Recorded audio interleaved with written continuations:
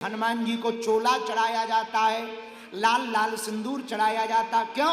आहा, हनुमान जी ने देखा माता जानकी जी माथे पर सिंदूर लगा रही हैं। मां, ये क्या कर रही हो? लाल, इस मस्तक के सिंदूर को सुहाग कहते हैं। इसको लगाने से तुम्हारे स्वामी की आयु लंबी होती है।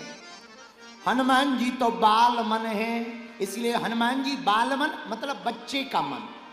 अच्छा, क्या हनुमान जी बच्चे हैं? नहीं नहीं, बच्चे जैसा मन है। इसीलिए तो हम लोग जब आरती गाते तो क्या गाते? आरती कीजिए हनुमान लाला की, आरती कीजिए हनुमान लाला की, आरती कीजिए हनुमान लाला की, आरती कीजिए हनुमान। अच्छा, आरती में क्या कहते?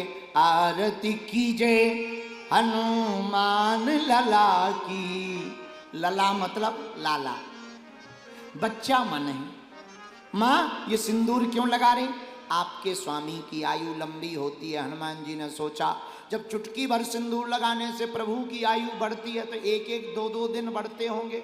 हनुमान जी ने सोचा, हम पूरे शरीर में ही सिंदूर लगा ले, में अनलिमिटेड डाटा ना हो जाएगा।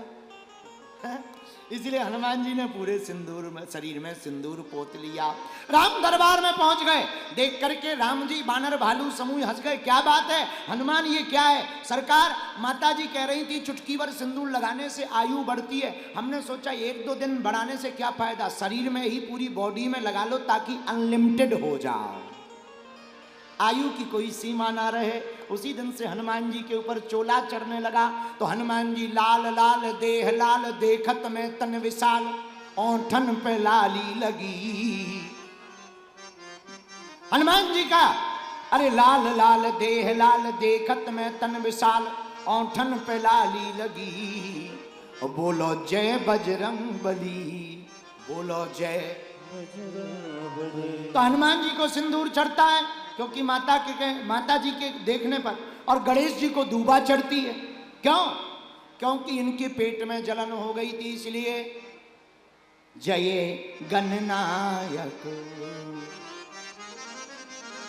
गणनायक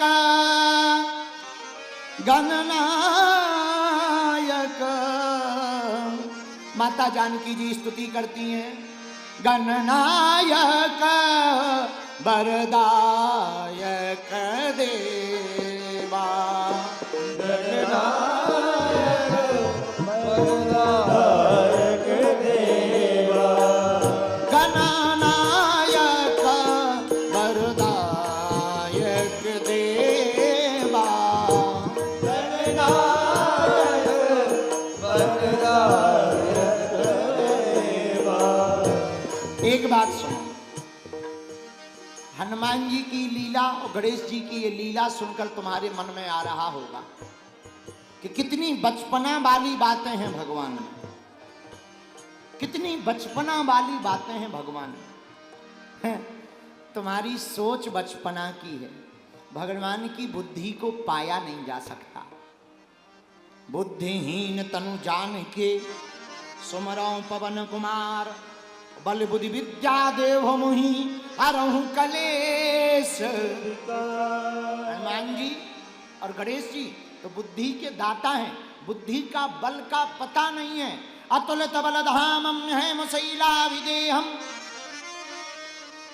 रामदूत अतुलित बलधामा।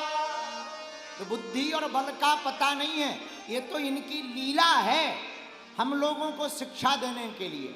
क्या? वही खाना चाहिए जो पचा पाओ। आजकल लोग खाए जा रहे हैं, पता नहीं है क्या खाए जा रहे, जो मिल रहा सो खाए जा रहे, लंबी लंबी सटकें सी खा रहे हैं। हमने पूछा ये क्या है, बोले चाउमीन है, डोसा खाए जा रहे, क्यों जाने ना जाने क्या क्या खाएगा। खाना चाहिए पर वही खाना चाहिए जो खाने योग्य है। ना खाने वाली चीज को नहीं खाना चाहिए। जैसे गणेश जी के पेट में जलन हो गई, वैसे ही तुम्हारे भी पेट में जलन हो जाएगी। पर गणेश जी की जलन तो मिट गई, तुम्हारी मुश्किल हो जाएगी। बोलो सीताराम। गणपति बप्पा मंगल मूर्ति। तो गणेश जी को इसीलिए भैया दूर्वा चढ़ती है। एक बात और,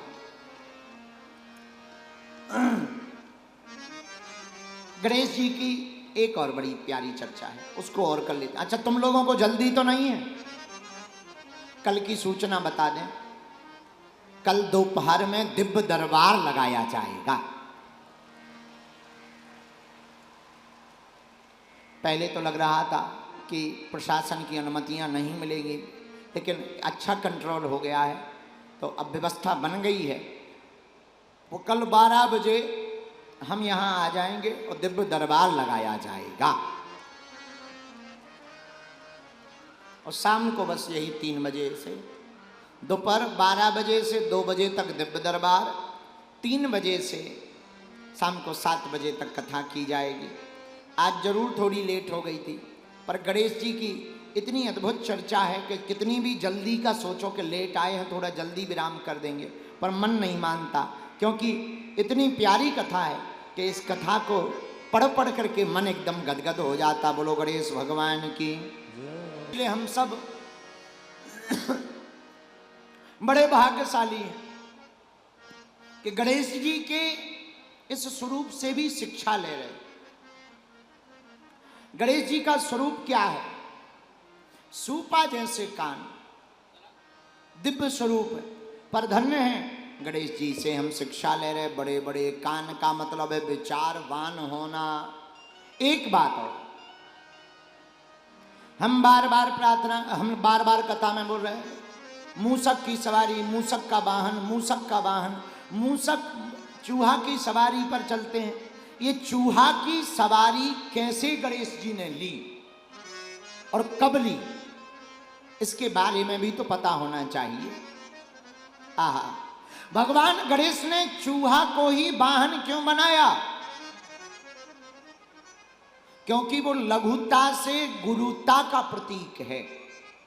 पर कब बनाया? राजा इंद्र के दरबार में क्रौंच नाम का एक गंधर्व संगीत की कला में बड़ा निपुण था, तो वहां पर कला का प्रदर्शन कर रहा था। उसका नाम क्रौंच था।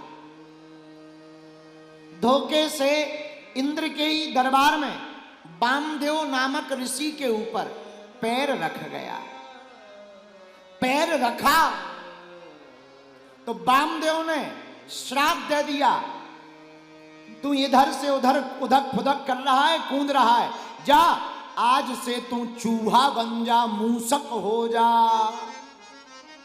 मूसक होने का श्राप मिल गया। बेचारा रोने लगा गंधर्व। क्रौंच नाम का गंधर्व रोने लगा जब मूसक होने का श्राप मिला।